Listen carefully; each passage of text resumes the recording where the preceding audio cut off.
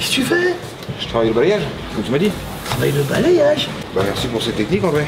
Mais attends. Ouais. Pourquoi tu fais ça? Pourquoi tu... C'est ça qu'il m'a dit. Mais je t'ai pas dit de balayer avec le balai, je t'ai dit de balayage avec la jambe quand tu shootes, pas avec un balai. C'est qui? Ouais, c'est quoi? Ouais, bonjour. Bonjour, ouais c'est Bobo Sako. Tu veux quoi? Bah je vais rentrer là. Mais rentrer dans quoi? Tu veux rentrer dans quoi? Bah on est dans une salle de boxe non? Ouais mais t'es pas chez toi ici gros. Ouais mais j'ai envie de venir. Mais pour faire quoi? Tu vas faire quoi? Bah laisse-moi venir.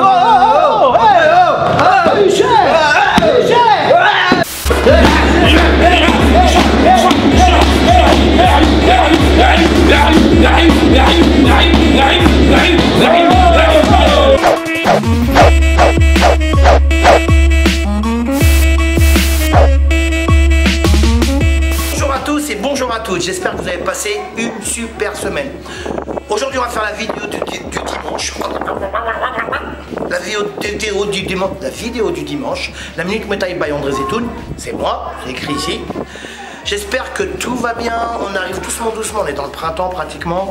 Et doucement, le soleil arrive et tout. Et je sais, je suis Mister Météo, je le sais. Aujourd'hui, on va avoir une vidéo très particulière. On va voir les meilleurs moments des interviews de ouf qu'on a fait, et ce depuis de longues années. Alors, il y en a qui me parlent de mes yeux, hein Anthony? C'est vrai. Il y en a qui me parlent de mes yeux, je clignote, c'est parce que c'est à cause de la lumière. Je suis pas malade. Il y en a un qui m'a dit, hey, Coco, oh, on descend. Là, je clignote pas parce que la lumière, elle est pas violente. Voilà, je voulais vous le dire. Je sais que c'est bizarre parce que moi, je fais des vidéos de boxe thaï et vous me parlez de mes yeux. Enfin bon, c'est comme si je rentre dans une boulangerie et je dis, je voudrais un Doliprane. Oh, dis donc. Voilà, on va voir ça tout de suite. J'ai entraîné un mec qui venait du sol, et je l'ai emmené en MMA et tout, qui s'appelait Paolo Rambidjo. Tu vois, il était connu? Non, il commençait, c'était son premier combat. On a été dans le sud du Brésil, putain, premier combat, 24 heures de route, tu sais, un voyage de ouf. Je le prépare, nickel et tout, tu sais, à la française, pédagogie et tout. Putain, il rentre dans la cage, mon pote, quand au moment où il plonge dans les jambes, il se prend un shoot en pleine tête. KO, ça a duré 15 secondes. Tu vois la réalité, tu vois? Il t'a niqué ta carrière. Déjà la carrière n'a pas commencé. Déjà le mec était bien KO. Sale. Parce que en fait il a été contre la jambe. Ah ouais. Tu vois le mec il plonge dans tes jambes et en même temps le mec mais le mec a pas fait exprès, il a déclenché son kick, et lui il s'est empalé dans le kick. C'est ça. Et il s'est pris de tibia en pleine tête. Et alors c'était grave ou pas? Oxygène et tout, c'est chaud. Ah ouais. Les yeux, tu sais quand les yeux ils partent en arrière. Ils partent en arrière. Ah toi tu t'as fait 24 heures de route pour reprendre un kick en pleine bouche. Ça a duré 15 secondes quoi. Et dans ta tête tu t'es dit quoi? Tu t'es dit ah ouais, ça va être dur. Ça va être dur. Tu vois la théorie, la pratique. Je suis parti en Thaïlande, écoute, je suis parti tout seul. J'ai rejoint Kader et Mohamed, ils étaient déjà sur place. J'étais complètement déconnecté. J'ai kiffé, quoi. Je suis arrivé. T'es resté combien de temps? Je crois qu'on est resté un mois et demi. Ah, c'est beau pour l'époque. Bon, en même temps, t'as vu le voyage, tu te dis que tu restes une semaine. Hein. Ah ouais, c'est loin. Ouais. Et je suis tombé amoureux, c'est magnifique. Là. Ouais. Oh, j'oublierai jamais. On a été chez Pimou. Chez Pimou, tu vois, s'entraîner au Pinsing Chai. Ouais. Pimou, il était excellent. Mais au début, je comprenais pas trop. Parce que tu sais, on était dans la rue, il nous faisait faire des front kicks contre un poteau. Tu sais, avec Mohamed, tu sais, je dis, moi, je vais aller dans le camp. Il est marrant, Mohamed. C'est un tueur. Ah, Mohamed, c'est un tueur. Ouais. Et toi qui te faisais faire des front kicks. Tu sais, dans le titre, j'étais là, il est ouf, lui, quoi. Vas-y, ramène-moi dans le camp. Tu sais, les gens, ils passaient, tu sais, en vélo. Tu sais, te regardes, t'es en train de faire des front kicks contre un poteau électrique. Je dis, putain, on s'est fait niquer. Plus, vous êtes des blancs. Oui, j'ai dit, on s'est fait niquer. Tu sais, on a lâché un billet, le tarlac, là. Il est où son camp? Mais en fait, avec le recul, ce qui est marrant, avec le recul, parce que dans l'immédiat, tu te rends pas compte des choses. Avec le recul, ils nous montraient des techniques de malades. Ouais. Des malades. C'était un technicien. Mais oui, super technicien, des mouvements, mais en fait. Non, tu vois, mais tu sais, t'es jeune, t'as envie d'aller te taper. Ouais, t'as envie d'être dans un camp, tu vas être en bas et tout. Alors que c'était super bien ce qu'il faisait. Tu t'es dit poteau électrique, il y en a plein en France. Oui, j'ai pas besoin d'aller en Thaïlande. Mais bon, c'était valide, ils nous ont traité super bien. T'avais quel âge? T'étais jeune là? 20 piges. J'ai boxé au Mali, j'ai boxé le cousin de Soutsakorn. Le cousin de Soutsakorn, et c'était un beau combat. C'était un beau combat. J'ai boxé le cousin. Mais c'est en 3 rounds là-bas. Ouais, t'as fait un. Ouais, 3. C'est en 3 rounds, mais j'ai gagné par KO au deuxième. Ouais. Mais il m'a touché au premier. Il m'a découpé toute la lèvre de là à là. Arrête. Sur quoi? Sur un coude? La dent aussi, sur un coude. Ouais. Donc j'avais tout ouvert au premier round et j'étais en train de gagner. Il m'a tout ouvert au premier round, je pissais le sang et tout. Et après, je regarde mon tibia, pareil, pisse le sang. J'étais ouvert sur le tibia. Et le mec, c'était un peu un style feignant, un peu comme Soutsakorn, qui nonchalant. Nonchalant, mais qui te contre, qui t'endort et après qui te contre. Du coup, il m'a contré. Et donc voilà, c'était comme des fous, les paris, ça y est, ça augmente et tout. Et moi, je sais qu'il faut que je gagne, hein. Donc il faut que je mette KO. Et du coup, bah, après, au deuxième round, j'ai mis KO. Mais je l'ai mis KO parce que j'ai mis une pression, j'ai tapé dur, j'ai tapé dur avec mon tibia alors qu'il était en sang. Je faisais abstraction de ma lèvre qui était. J'étais à deux doigts du bec de lièvre. Heureusement, c'est bien parti. Ouais. Mais voilà, fallait que je gagne obligatoire. Donc je me suis mis en mode focus dans ma tête et je l'ai classé en 2. En fait, toi, t'es un boxeur, t'aimes bien aller au front, quoi. T'es pas le. En fait, moi, excuse-moi, hein, pourtant, moi, j'ai vu plein de combats à toi. T'aimes bien faire des petits déplacements latéraux. Ça dépend de l'adversaire. Moi, je m'attaque beaucoup à l'adversaire et je fais pas la même boxe que lui. C'est-à-dire, si lui, déjà, il aime bien aller au front, moi, je vais pas y aller. Ouais. Moi, je vais être technique, tu vois. Je vais plus être je suis le boxeur intelligent. Si le mec, par contre, il va m'endormir, là, je vais aller au front, tu vois. Parce qu'il faut faire un travail pour pas rentrer dans son jeu parce qu'il va m'avoir. Mais donc ça dépend vraiment du style de combat. Voilà, la tactique. Si le mec, il est chiant encore. Mais t'aimes bien pétard. Ouais, oui, je fais de la boxe quand même. Non, t'es la seule personne au monde, moi j'ai 58 ans, au monde, que quand j'allais dans le coin pour que tu boxes, en fait moi j'étais en mode fan supporter. Allez, s'entendise, après je disais à l'arbitre, dis-lui, moi j'étais là, oh ouais, oh, c'est beau ce qu'il fait là. Mais en fait j'étais fan. Alors que tu venais tous les jours à la salle, enfin tu venais tous les jours à la salle, l'après-midi et le soir. Ouais. Tu te rappelles, tu faisais une petite coupure. Ouais, tu faisais comme les restos, tu faisais une petite coupure. Ouais. Et en fait dans le coin, normalement moi je dois faire attention, je dois être alerte, tiens attention il baisse trop la main et tout ça. Bon je te disais des petites consignes, mais en fait des fois je te regardais, j'étais là. Il est charmé ce boxeur, il est en mode fan, c'est la seule personne avant et après j'ai eu d'autres boxeurs, tu le sais, Johan et tout ça, mais peut-être ma plus belle histoire d'amour. Ah, pareil. Bah, c'est la vérité, la plus belle histoire d'amour de boxe. Mais je crois que je crois qu'ils nous ont kiffé les gens un peu dans la boxe. Jean-Charles, Zetoun, Skarbowski, Zetoun, Skarbowska is blue. Ouais, Skarbowska is blue, ouais. Après, il y avait des cours où c'était un petit peu dur parce que t'avais peut-être jamais fait. Le premier coup de poing dans le plexus qui m'a mis par terre, c'est pareil, je te remercie, c'est toi. Ah, c'est moi? Ouais. Je me rappelle. J'ai rien compris sur le coup, premier coup de poing dans le plexus, t'as l'impression que tu vas mourir. Hein. Ah oui. Quand on n'a jamais pris. Ah, tu dis, tu peux plus respirer. Et là, putain, je vais mourir. Et moi, je lui ai dit quoi? Peur, quoi, hein. Et moi, je lui ai dit quoi? Je me rappelle pas. Je me souviens plus quoi, mais je crois que c'est toi qui m'as mis le. Ah, t'as fait comme ça? J'ai plié en deux, je suis parti chercher de l'air à la fenêtre. Je me rappelle même pas. Après la respiration. Ah, il se rappelle bien. La respiration est revenue.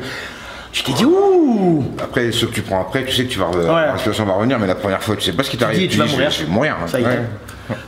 T'as peur, ça. Je me rappelais plus, moi. Et on est parti en Thaïlande. Je suis emmené par Putpanoi. Et alors, Putpanoi n'était pas retourné en Thaïlande depuis quelques années. Ah ouais. Et on arrive, donc déjà moi ça a été un choc pour moi parce que moi j'étais jamais sorti de la France. Ouais. Et là tout d'un coup se retrouver propulsé à l'autre bout du monde, ouais. Dans une bordel, autre... le bordel en plus. Ouais, c'est-à-dire que dès que je suis sorti de l'avion, j'étais happé par la lourdeur humide de cette chaleur tropicale.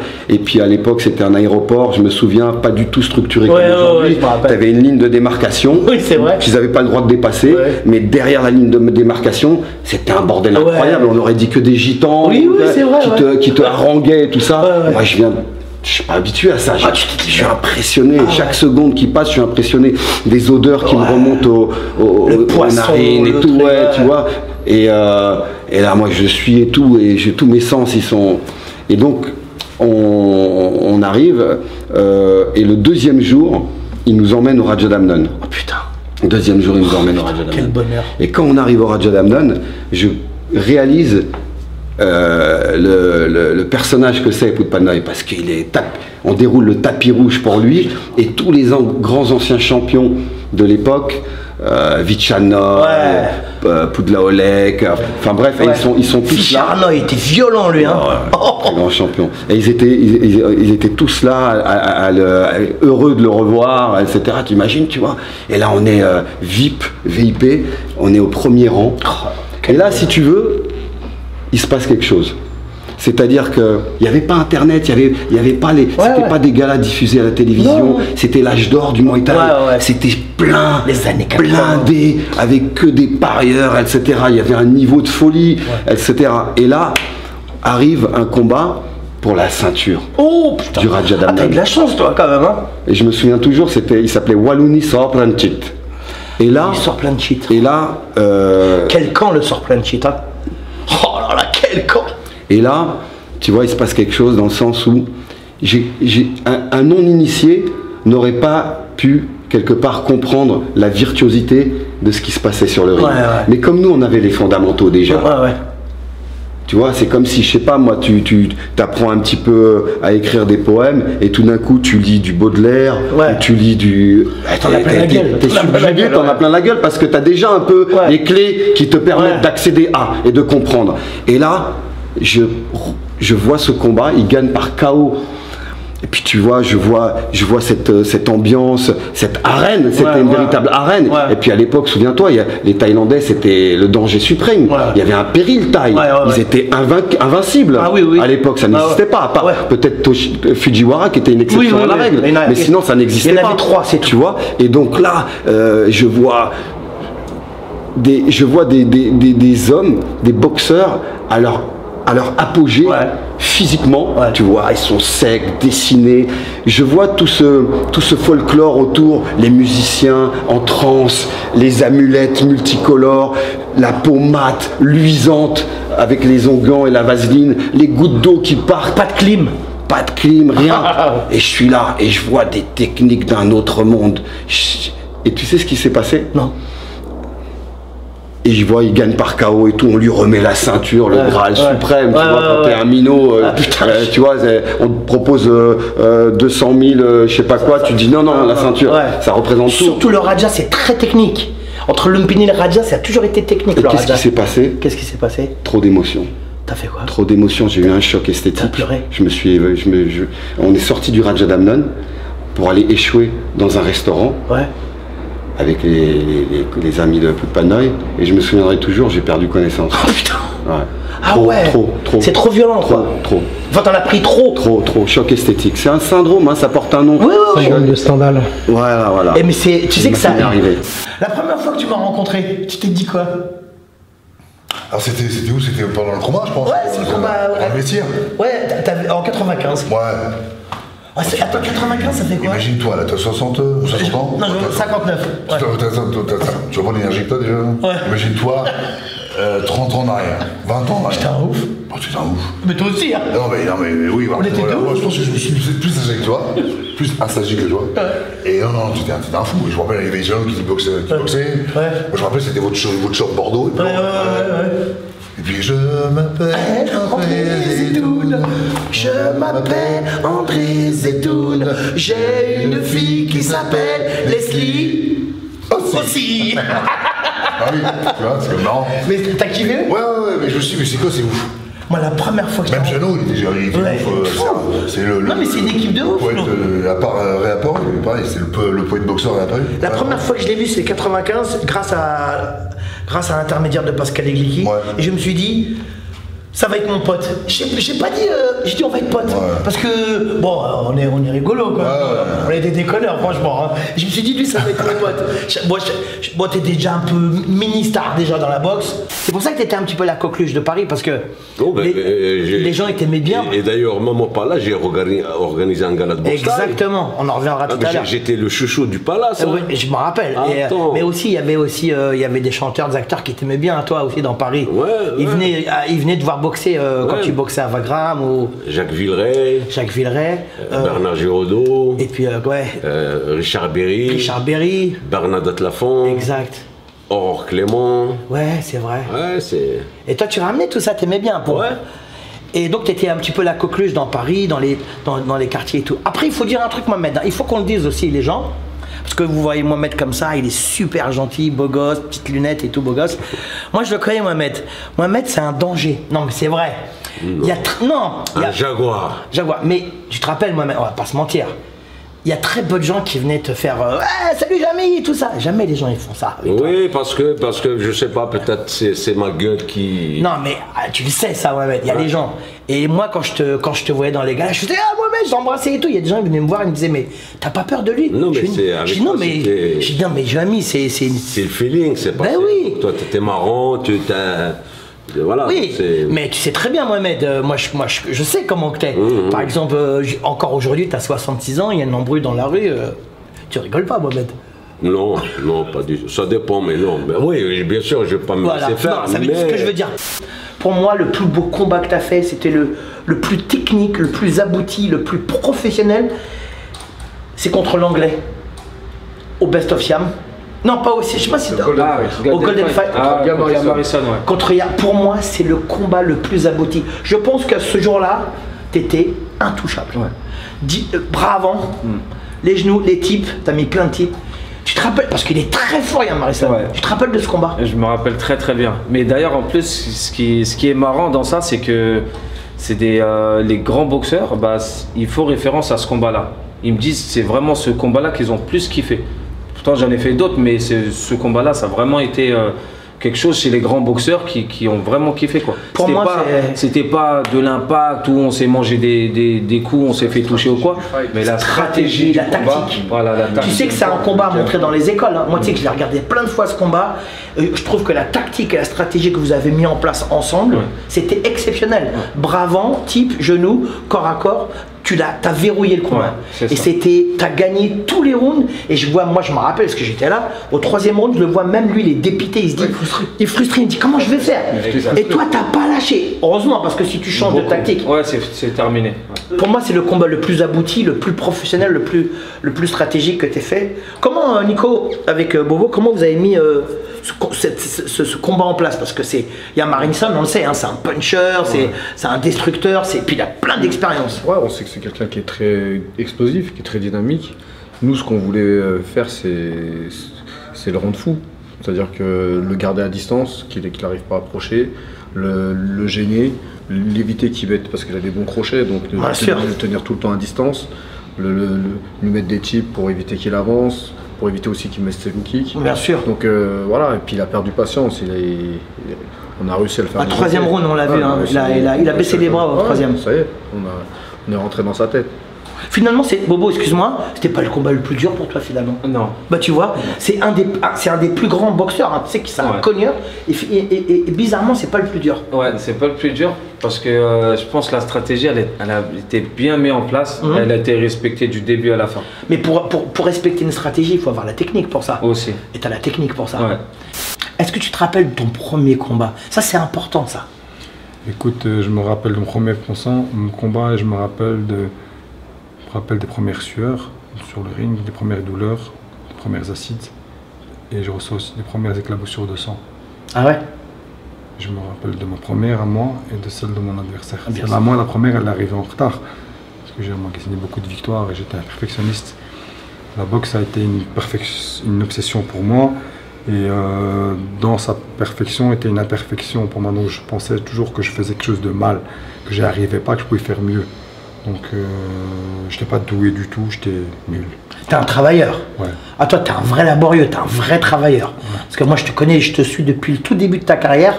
Et je trouve que ta boxe, elle a évolué au fil de ton âge et au fil de tes combats et au fil de ton intelligence de combat. C'est ça que j'ai vu. Ouais. Donc le Youssef Bouganem que j'ai connu il y a 10-15 ans, ça n'a rien à voir avec celui d'il y a là. Rien à voir. C'est vrai. Et en plus, tu fais très très très mal. Avant, tu balançais beaucoup. Aujourd'hui, tu fais mal. Bref. Je remercie la boxe, voilà. Si je dois dire quelque chose de la boxe, c'est merci. Tu m'as tellement pris, mais tu m'as tellement donné. Mais on peut te remercier. Je t'aime. Après, ça a l'air fou. Non, mais on peut te remercier aussi. Mais j'aime la boxe. J'aime la boxe plus que tout le monde. La boxe, voilà. N'y voyez pas une autre idée que mes mots que je pose. C'est l'amour de la boxe. Ouais, c'est ma femme, c'est mes enfants, c'est mon...